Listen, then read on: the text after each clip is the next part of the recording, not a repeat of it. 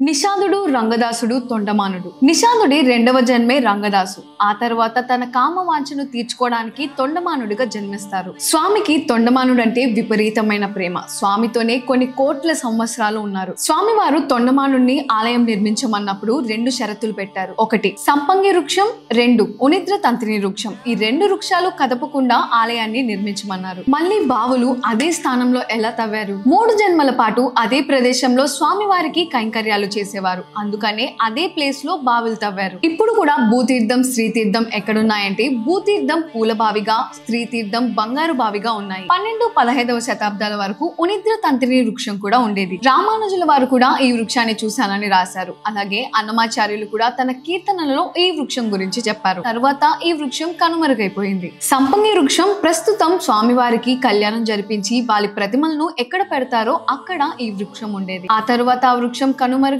ఇప్పుడు ఆ స్థలాన్ని సంపంగి ప్రాకారం అనే పేరు.